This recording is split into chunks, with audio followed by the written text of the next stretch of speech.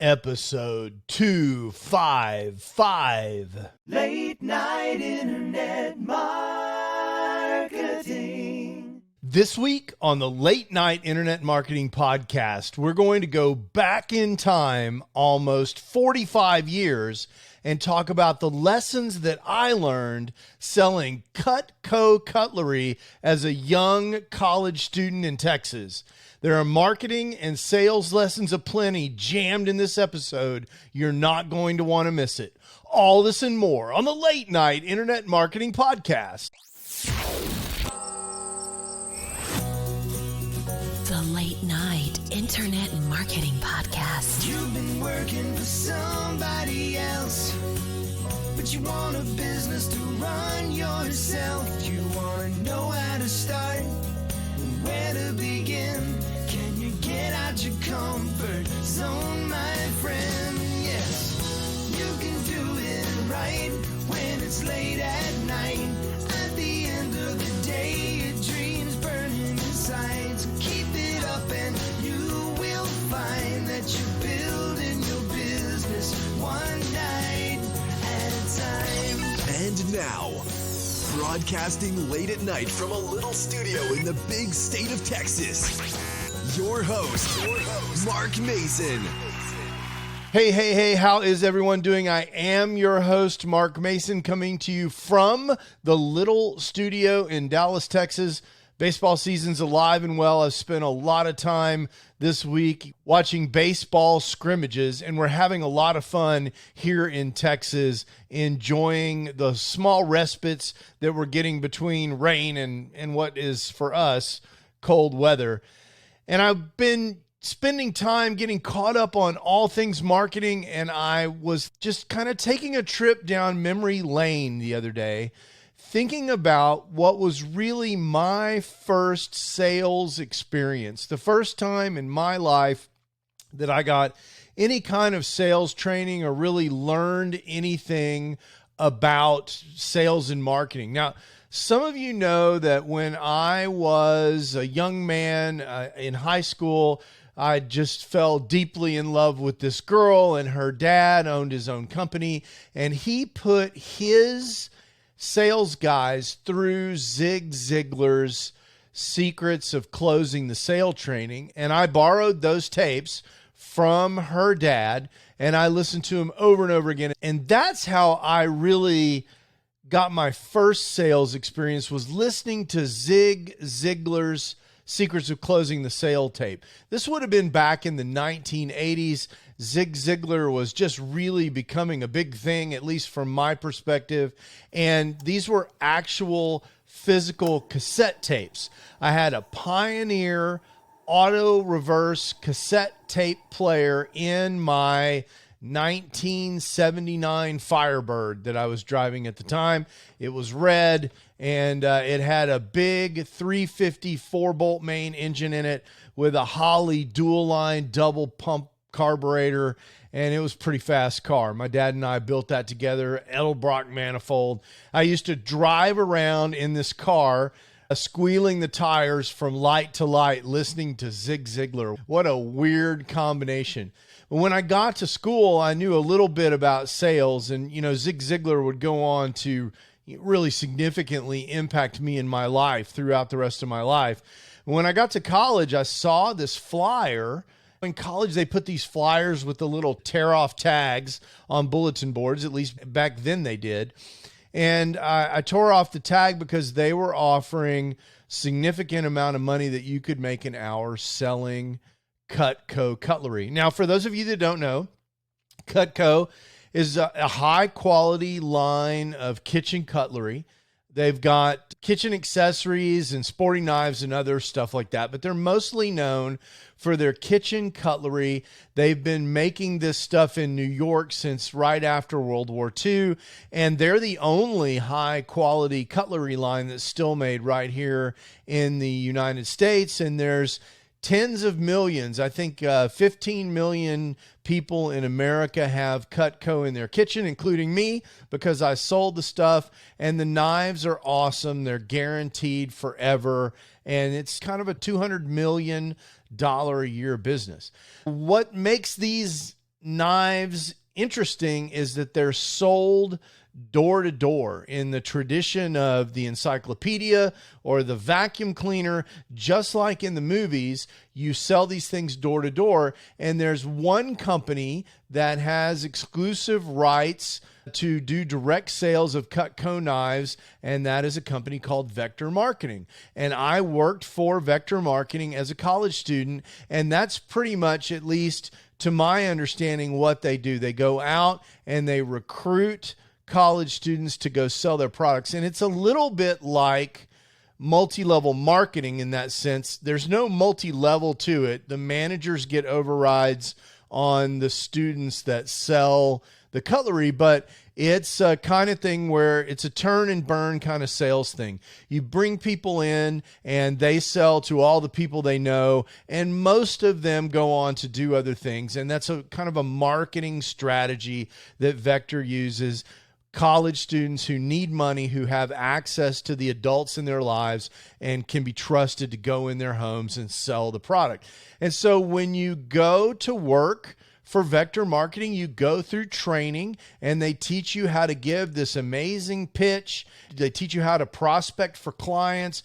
You go and you sell to these clients and you try to add on to the sale just like we do in marketing. And so it occurred to me that a lot of the things that I'm still doing today in my marketing business are actually things that I learned selling Cutco for Vector Marketing. And I thought it would be fun to go back through and relate those things because there's some valuable marketing lessons that people need to keep in mind today for their sales pages and all the digital marketing work that they're doing. So here we go.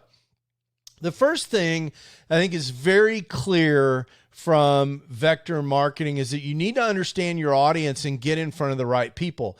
This is a relatively expensive product. Anyone can go to Walmart and buy a $13 set of kitchen knives in a butcher block. That's not what these Cutco knives are. These Cutco knives are very high quality products that are made from a very high quality of steel. The handles are made from a polymer that basically lasts forever. At the time that I was selling the knives, it was the same material that's used to make bowling balls, which is kind of an epoxy type resin material that I learned later is used in semiconductors and a lot of other things. It's a super high quality knife. And the Cutco knives that I have that were part of my sales kit, I'm still using them in my kitchen 40 years later. I mean, this is really an amazing product, but it's not inexpensive. And so you've got to understand who your audience is. Now, Vector Marketing never said this to me, but by selecting college students and primarily relying on college students, on average, you are working with people whose network comes from the kind of socioeconomic group that educated people come from. Most college students, certainly not all, everybody has to have the first kid in a first generation of college students, but most kids in college are there because their parents went to college, and most people who went to college, on average, the income of those people is going to be higher than people who didn't go to college. And so therefore, these kids that you're recruiting, the first people they're going to call to get in front of to try and sell these knives are people in their social demographic, and that's going to be an upscale market. And so this is really important. You cannot sell a $600 or $500 or whatever it is now set of knives to people who aren't able to pay their light bill. You've got to get in front of people with disposable income that can afford that. Just like that, today in digital marketing, we need to make sure that we're in front of the right market. And we do that now with sophisticated tools that allow us to target audiences. We go where our audience is hanging out. Back then with Vector Marketing, we were doing the same thing. It just wasn't digital. We were making sure that we were in front of people, in front of homeowners generally, and we were in front of people in the right socioeconomic demographic that would normally have money available to spend on this. Of course, today if we need to do that, we use advanced targeting tools and we look at their purchasing behavior and we pick people that look like the people that have already bought from us and so on and so forth. And targeting remains a critical part of marketing. The second thing that I learned from vector marketing, and this is even more true today than it was back then, I think, is you need a really good sales pitch. Now, today in digital marketing, we think of this sales pitch as either a video sales letter or a direct marketing sales page that we're writing. But in the vector marketing time, we had a sales pitch that we practiced that went through what we didn't really understand was the copywriting process. We talked about how painful it was to have knives that really weren't very good, how it was hard to cut things, and you were even in danger of cutting yourself when you use these dull knives, and how great the knives that we had were to offer, and how you never needed to replace them, and how there was a return policy and risk reduction. All of these copywriting techniques that we take for granted today as digital marketers and copywriters, we were using those as teenagers selling knives for vector marketing. I didn't even realize that at the time. But now when I look back, it's completely obvious to me that that was the case.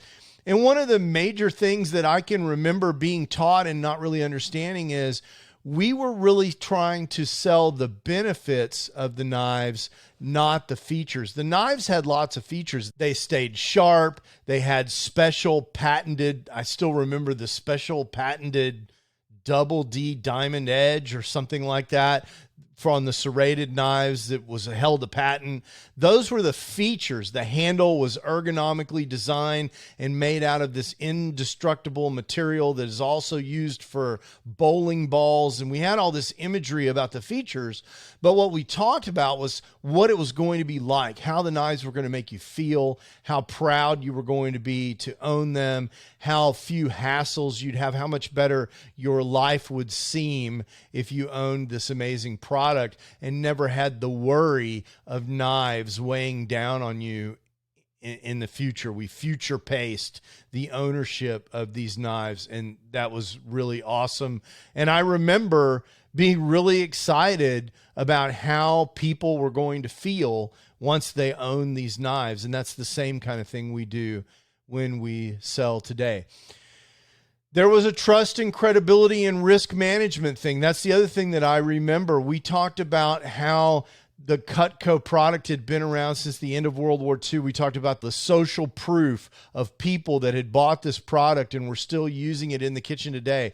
And I can remember going into people's homes to sell them Cutco, and they had a piece or two that they had bought years ago, and remember hearing how great it was. And then there was this idea of authenticity and transparency in the brand, that I was a college student and making people understand that I was really there to help them buy the knives, and it was helping me through college, and just this transparent credibility that I had as a college student who was just working this job.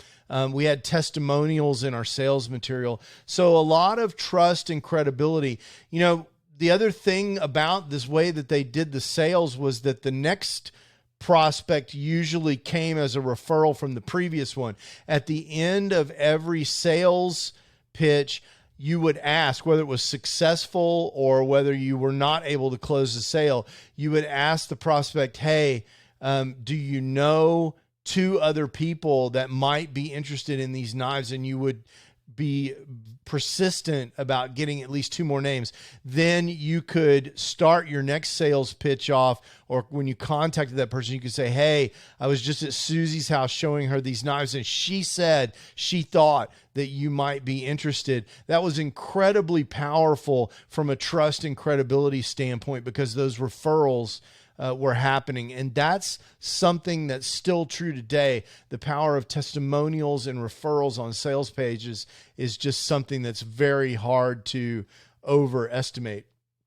And then the thing that I remember most vividly was around closing. And one of the things that we worked on the most, I think, was overcoming people's objections.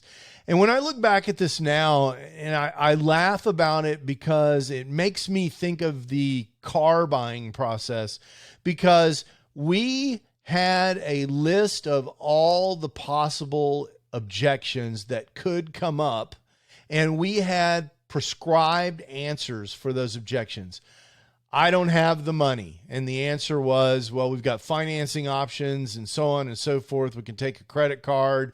We had upsells and downsells and all kinds of things that we could use to manage objections. I've got to talk to my husband, and we would work through that. You know, there's all of these kinds of objections we knew how to handle because we were trained with prescribed ways to handle these objections. And I know Zig Ziglar, when he talks about managing objections and secrets of closing the sale, he talks about customer objections as it's as if they have a number on their forehead.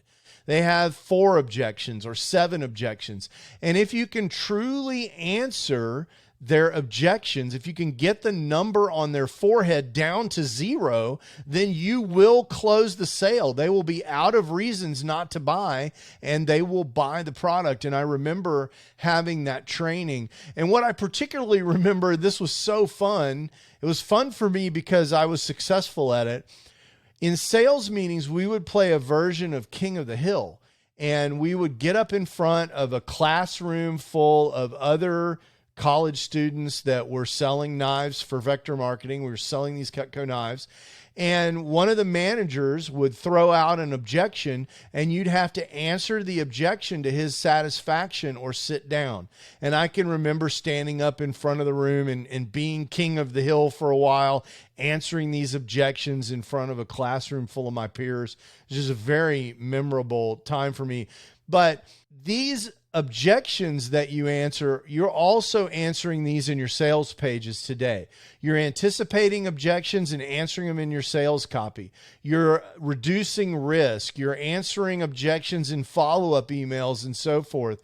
You're talking to people knowing that they're going to have reasons they don't want to buy your product, and you're overcoming those objections. That's still just as important today as it was 4 decades ago when I was selling these knives. Just like today, another thing was closing. And of course, we had strong calls to action that we were trained to give. And one of them was just simple, was how many knives will you be buying today? How many can I put you down for? How would you like your knives delivered? How would you like to pay? You know, these assumed closes. It says, I know you've already decided to buy. How would you like to pay for this? These closes were taught to us, and it's just as important as your call to action in your emails. When you're inside the course, you will find, click the button to start now. Those sort of future pacing, assumed close calls to action are very powerful because it puts the prospect inside of the course, inside of the software. It puts them with the knives in their kitchen, and it gets them that much closer to closing the transaction. Closing is still a big deal, and I think Secrets of Closing the Sale, which is Zig's product from 40, 50 years ago that I think is still fantastic today. I still listen to that periodically, not just because the information is so great, which it is. I just love the sound of Zig Ziglar's voice. It's really good stuff. We talked about the power of referrals a little bit, and I still use this technique that was taught to me in vector marketing today, and I teach it to people that I coach when they're trying to overcome something like they're looking for a job. That's my favorite example. So when people are looking for a job, I challenge them to go talk to people about what kind of work they might be wanting to do. So if you're wanting an engineering job, I challenge you to go talk to engineers about their job and ask them for advice on the best way to get a job and if they have a job for you. And if they don't, then I ask them for 2 people that they think you should talk to in your search for a job. And it's like that old Prel commercial, they'll tell two friends and they'll tell two friends and so on and so on and so on. If you get two or sometimes even three people every time you have a meeting that you can go talk to, pretty soon you're going to have a spreadsheet of people that you need to go talk to. And that was the case with vector marketing, and that works today. And I think it's really great, especially for you coaches out there, when you're talking to prospects or you've got actual coaching clients, ask them very specifically, hey, who are a couple of other people that you think might benefit from my coaching? And go talk to those people. It puts you, like I mentioned earlier, in the position of saying, hey, I was talking to Bob. Bob said that you might really be interested in what I've got to talk about. That gives you instant credibility, instant trust.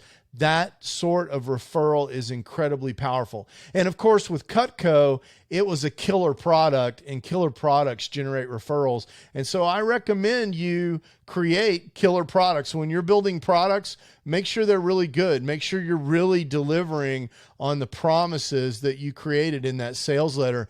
Don't mail it in. Don't cash the check and just not worry about it. Create really great products. Those really great products will generate referrals. When you're coaching, deliver, really change people's lives. The referrals are come to you.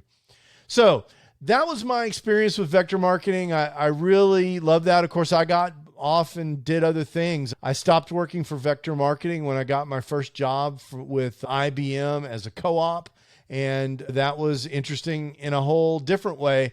It turns out as an engineer, both at IBM and now at a very large semiconductor electronics company here in Dallas, Texas, I'm still closing sales. I'm still using referrals, because as engineers, we're always not just solving problems, but marketing our solutions to those problems to other engineers that may be skeptical of our approach, to managers who have to fund the projects. So these marketing techniques are still super critical in the work that I do today. And so I encourage you, a lot of people don't want to try things because they're afraid they're going to fail. And I mean, I've certainly been there.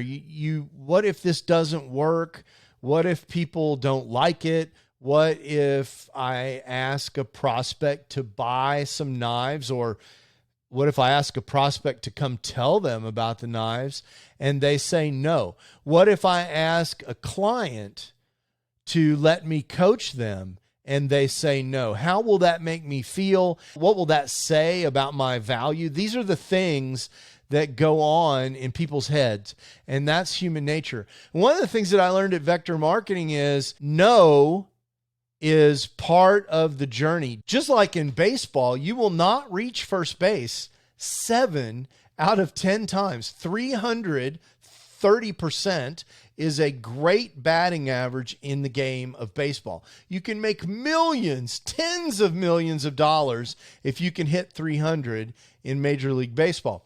Same thing's true in sales. Same thing is true in coaching.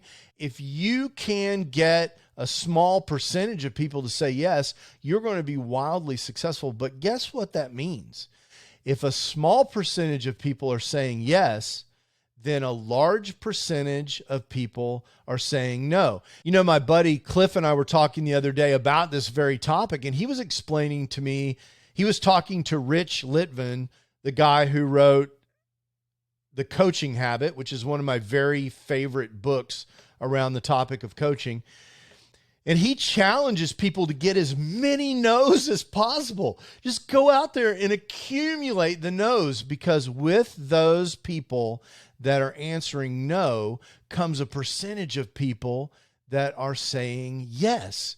And so I learned that this no is really just the other side of the coin of a yes. And so it's a way to unpack that fear of rejection that we all have, is to understand that the other side of that rejection coin is acceptance. So I think that's a really important lesson. So I hope you enjoyed this episode. I hope you get a smile on your face thinking about 18-year-old Mark Mason almost 40 years ago, wandering around in the heat in the summer with a suit and tie on, selling knives door to door, because that's what I was doing. And I will tell you something. I sold a lot of knives. I tried to find some records of this. I have nothing left but the knives. I couldn't find any information about how many knives that I sold, but I sold thousands and thousands of dollars of knives. But what I got from that experience was much more valuable. It's really shaped the rest of my life. It was the marketing skills that I needed to get things done in the world, whether it was on a sales page, in my day job, when I'm talking to people and coaching them. These sales and marketing strategies are just such a fundamental part of the life that we all live. They're just simply invaluable. I hope you've enjoyed this episode. I will be back next week. Just in a very few days. Next week we'll be here before you know it. And I'll be back with another episode of the Late Night Internet Marketing Podcast. There's 2 things I want you to do for me between now and next week. And in fact, I want you to do one of them right now. Whatever you're using to listen to this podcast, I want you to find the button that says subscribe, and I want you to mash that button. It doesn't cost you anything. It's not like a subscription to a newspaper where you've got to write me a check.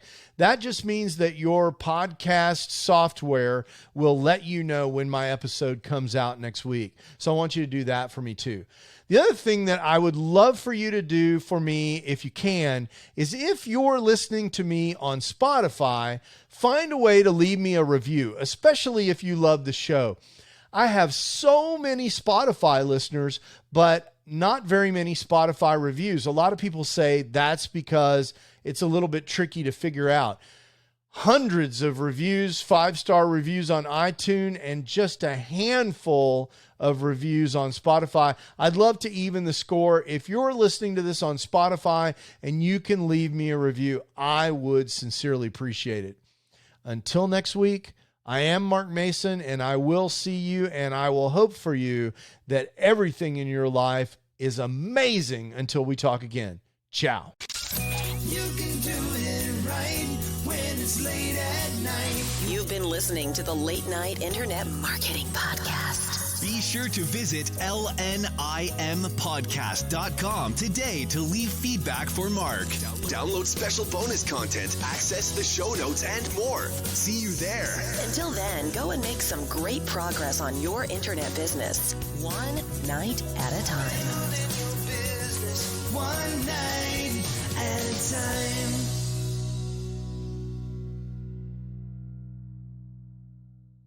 Wow, super crazy, awesome trip down memory lane there. Man, that was crazy. And I remember that feeling of picking up the phone and saying, hey, this is Mark.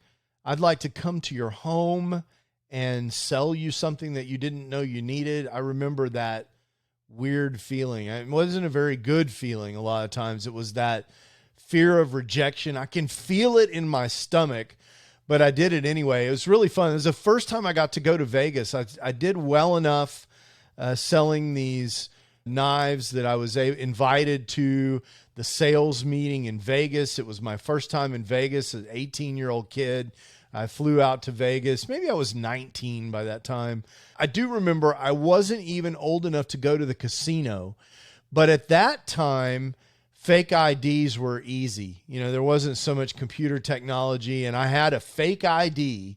And kids, if you're listening to this, don't do this. Okay. This is bad stuff.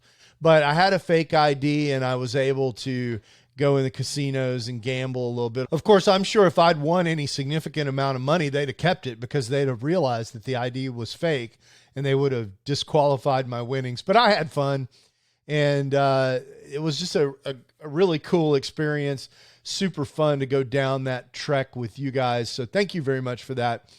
As always, if there's something I can help you with, if you've got a question about your marketing business or there's something you'd like to talk about, hit me up at feedback@latenightim.com. I'd love to hear from you and hear what you're doing. I've heard from several of you recently, and a lot of people are doing a lot of interesting stuff out there. And if there's a way I can help you, I want to know about it.